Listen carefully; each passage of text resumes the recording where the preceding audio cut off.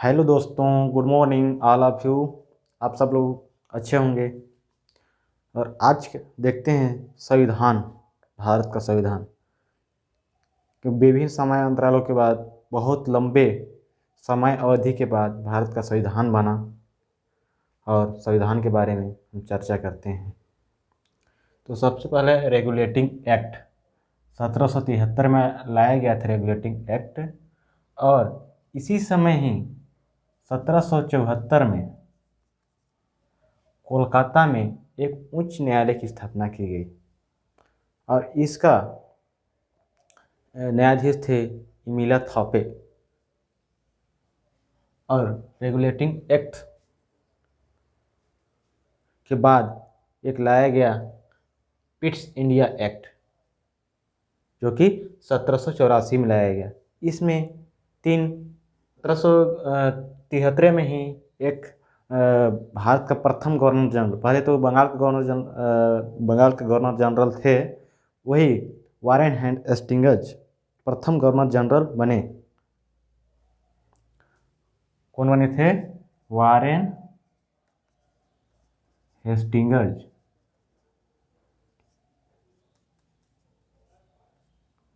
प्रथम गवर्नर थे बंगाल का। और पिट्स इंडिया एक्ट के तहत इसमें 4 प्रणाली था, उसको 3 प्रणाली कर दिया गया। शासन का द्वैत प्रणाली शुरू की गई और इसमें 3 प्रणाली कर दिया गया। और इसके अंतर्गत कंपनी को राजनीतिक और व्यापारिक में 2 खंडों में बांट दिया गया। राजनीतिक क्षेत्र अलग और व्यापारिक का क्षेत्र अलग कर दिया गया। इसके बाद लाया गया चार्टर एक्ट 1793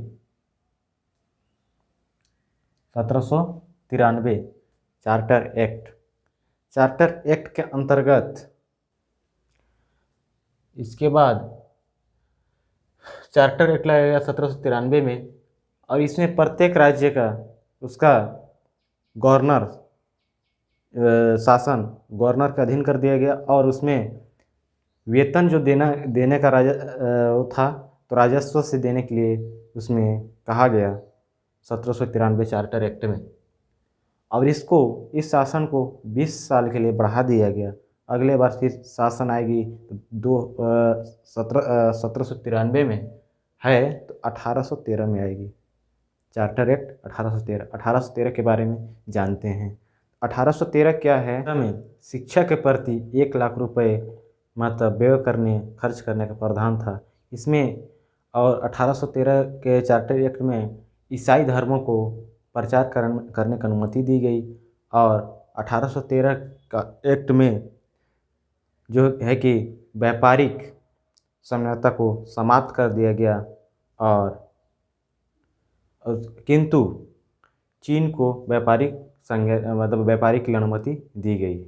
और 1833 में जो कि बंगाल में गवर्नर था, इसको संपूर्ण भारत का ब्रिटिश गवर्नर के रूप में संपूर्ण भारत को सौंप दिया गया कि भारत का एक ही गवर्नर होना चाहिए। और उसी प्रकार से एक कानून बना दिया गया और इस कानून को नियामक कानून कहा जाता है। और इस नियामक कानून के तहत एक अधिनियम जिसको बोलते हैं चार्टर एक्ट 1833 के नाम से जाना जाता है। और इसी समय 1833 के अंतर्गत सिविल सेवकों के लिए खुली परीक्षा का आयोजन, प्रतियोगिता का आयोजन करने का प्रयास किया गया। और आगे हम देखते हैं चार्टर एक्ट 1853 को, उसमें क्या क्या हुआ उसके बारे में जानते हैं। 1833 में चार्टर एक्ट 1833 में इससे खुली सिविल सेवकों के लिए प्रतियोगिता का प्रारंभ करने का प्रयास किया गया। और जो ब्रिटिश गवर्नर थे, कहना चाहिए बंगाल के गवर्नर को पूरे संपूर्ण भारत का गवर्नर बना दिया गया, जो कि भारत का प्रथम गवर्नर कहा जाने लगा। लॉर्ड विलियम बेंटिंक थे, ठीक। वो प्रथम गवर्नर बनाया गया लॉर्ड विलियम बेंटिंक को, जो कि एक अंग्रेज अधिकारी थे।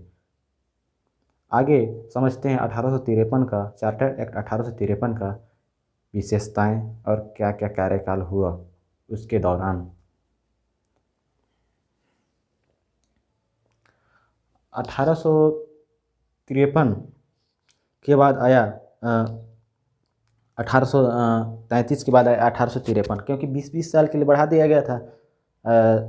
तो क्या हुआ, 33 के बाद 20 साल के बाद 1853 आएगा। तो 53 में क्या हुआ कि 53 में सिविल सेवकों के लिए 1833 में तो प्रयास किया गया, लेकिन 1853 में सिविल सेवकों के लिए खुली परीक्षा का आयोजन को शुरू कर दी गई। भारत के लोग ही इसमें शामिल होंगे, बाहर से भी हो सकते हैं, लेकिन इसको खुली परीक्षा के तौर पे इसको लागू कर दी गई और ये मैकाले की समिति में अध्यक्षता में गठित की गई। आगे और यहीं से ब्रिटिश शासन समाप्त होती है और आगे लागू होता है ताज का शासन। ताज के शासन के बारे में जानते हैं। क्या हुआ, 1758। तो इस समय ताज का शासन बोला जाता है। ताज का शासन इसलिए बोला जाता है क्योंकि ये पूरा इंग्लैंड के अधीन चला जाता है और वहाँ की रानी जैसे होती थी, क्योंकि ब्रिटेन में भी रानी के नाम से जाना जाता है, वहाँ का रानी चलाती है शासन।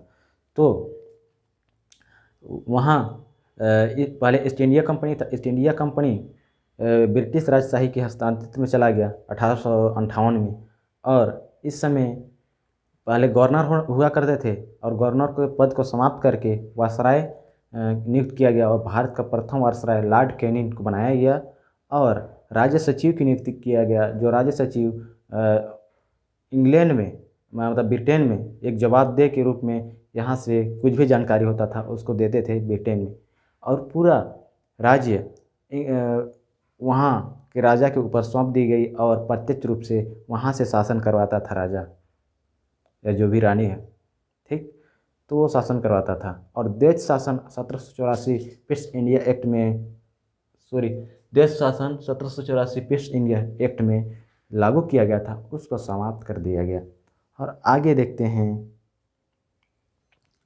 1861 का शासनकाल। ये 1861 में क्या हुआ, 1861 में पहले क्योंकि एक राज्य होता था तो उसके बाद उसमें क्योंकि राज्य को सुचारू रूप से चलाने के लिए फिर संभाग की स्थापना की गई। सुचारू रूप से चलाने के लिए संभाग की स्थापना की गई, विभागीय प्रणाली की भी स्थापना की शुरुआत की गई। इसके बाद आ जाता है 1861 के बाद 1892 के शासनकाल। तो 92 के शासनकाल के बारे में जानते हैं। 1892 में भारत का जिसमें 15 सदस्य समिति गठित की गई थी, परिषद गठित की गई थी, उसका अध्यक्ष भारत का ही कोई नागरिक था, क्योंकि उसको मैं बताने भूल गया था, वो 1858 में ही गठित की गई थी 15 समिति का गठन, और उसका अध्यक्षता भारत के सदस्य ही करता था। और उसमें ये व्यवस्था किया गया कि प्रश्न पूछने और बजट पर बहस करने की मतलब अनुमति दी गई, और इसमें अप्रत्यक्ष निर्वाचन होना चाहिए और संसदीय व्यवस्था का शुरुआत की गई। इसके बाद आ जाता है 1899। उसके बारे में देखते हैं, उसके बारे में बात करते हैं, चर्चा करते हैं।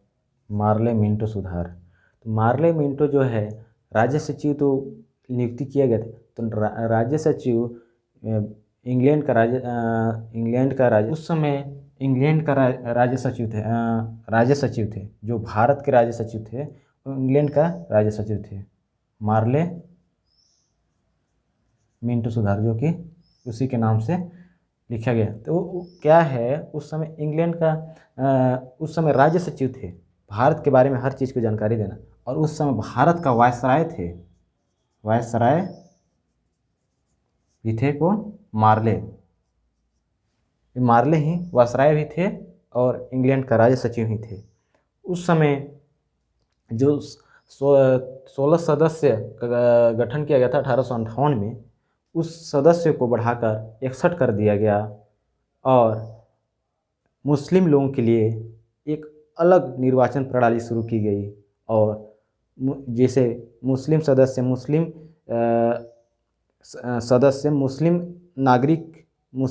क्यों ही मतलब वोट दे सकता है, इस प्रकार का नियम बनाया गया मार्ले मिंटो सुधार के अंतर्गत, और इसी को मार्ले मिंटो कहा जाता है। सांप्रदायिक निर्वाचन के जनक के नाम से भी जाना जाता है। पहले ब्रिटिश शासन चल रहा था, उसने सोचा कि अब उत्तरदायी, तो 1917 में उत्तरदायी सरकार के रूप में भारत को बनाना चाहते थे। और इसी को लेकर मार्टिन चैम्सफोर्ड, जो उस समय इंग्लैंड के भारत का राज्य सचिव था और भारत का वायसराय था। जैसे मार्ले मिंटो था, उस समय भारत के राज्य सचिव थे और यहाँ का वायसराय थे इंग्लैंड में, और भारत का वायसराय थे। तो उसी प्रकार से मार्ले मिंटो इन्होंने जैसे राज्य का अलग और पूरे भारत का अलग शासन प्रणाली मतलब शुरू कर दिया गया। उसमें अलग अलग संभाग के लोग अलग अलग हस्तांतरित विषयों पर बात करते थे, और इस दोहरी शासन व्यवस्था को देश शासन प्रणाली कहा गया। और हालांकि इस व्यवस्था में हद तक असफल ही रही, कुछ तक सफल रहा। इसके बाद लाया गया राज्यसभा और लोकसभा, जिसका निर्वाचन प्रत्यक्ष रूप से किया जाना था, और इसमें वायसराय का 7 समिति गठित की गई। 7 समिति में पूरा का पूरा भारतीय अंग्रेज थे। इसमें भारत के लोग नाराज हुए और फिर उसमें मानने के लिए इनकार हो गया, और इसमें चीफ डायरेक्टर इन चीफ, जो कि 7 समिति गठित हुआ था, उसमें क्या हुआ, 7 समिति गठित हुआ था। चार्ल्स माउंटेन इस समय कौन था, 1919 में मार्टिन चैम्सफोर्ड, इन लोग का तो नाम भी तो अटेंडम रहता है, मार्टिन चैम्सफोर्ड। तो इस समय राज्यसभा और लोकसभा दोनों का गठन किया गया, और इसमें ये तो अप्रत्यक्ष होता है। अभी राज्यसभा अप्रत्यक्ष चुनाव होता है, लेकिन पहले लोकसभा अभी भी प्रत्यक्ष चुनाव होता है। पहले दोनों प्रत्यक्ष चुनाव होता था, दोनों प्रत्यक्ष चुनाव होता था पहले। इस समय देश शासन के सदस्य, इस समय देश शासन के सदस्य में कमांडर इन चीफ को छोड़कर 3 सदस्य भारतीय होना अनिवार्य था। 6 सदस्य में 3 सदस्य भारतीय होना अनिवार्य था। और उस समय सिख और ईसाई, ये दोनों 2-3 धर्म के लोग थे। इन लोग के लिए चुनावी प्रणाली अलग अलग कर दिया गया, और इसमें शिक्षा और संपत्ति को मताधिकार देने का नियम लाया गया कि शिक्षा जिसके पास हो और संपत्ति वही मताधिकार होगा, मत दे सकता है, उसको दिया गया। और 1926 में फाइनली सिविल सेवा परीक्षा के लिए एक नियम बना दिया, सिविल सेवकों के लिए एक नियम बना दिया गया। कब? 1926 में। और इसी में राज्य का और विधानसभा का बजट मतलब सेंट्रल केंद्र और विधानसभा, राज्य और केंद्रीय बजट और राज्य बजट को अलग कर दिया गया, मतलब विधानसभा के बजट को अलग कर दिया गया। और एक 10 साल में एक फिर साइमन कमीशन आयोग आया, साइमन आयोग के नाम से जाना जाता है।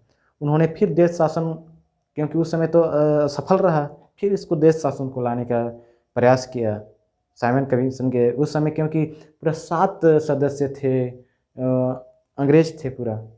तो फिर साइमन कमीशन को लाने के लिए मतलब प्रेरित किया गया, जो फिर इन लोग भारतीय सदस्य जो थे, इन लोग उसका विरोध करने लगे।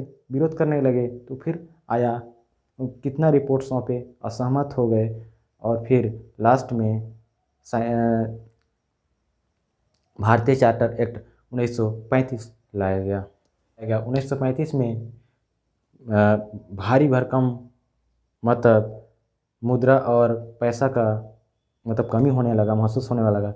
तो आरबीआई का गठन चार्टर एक्ट 1935 के तहत आरबीआई का गठन किया गया, मतलब स्थापना किया गया, ठीक, जो कि 1949 में राष्ट्रीयकृत कर दिया गया था और स्थापना की गई। और इसी समय द्वैध शासन प्रणाली भी शुरू कर दी गई, जो कि राज्य और केंद्र और राज्य के बीच द्वैध शासन प्रणाली शुरू कर दी गई।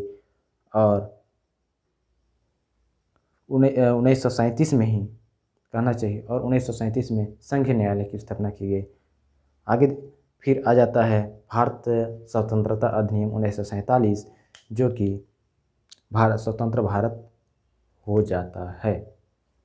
इसके बाद फिर संविधान निर्माण हो जाता है, 26 जनवरी 1950 को लागू हो जाता है, 49 में निर्माण तैयार हो जाता है और 26 जनवरी 1950 में लागू हो जाता है। फिर संविधान अपना भारत का स्वयं का संविधान लागू हो जाता है, जो कि ब्रिटिश अंग्रेज लोग भारत छोड़ के चले जाते हैं।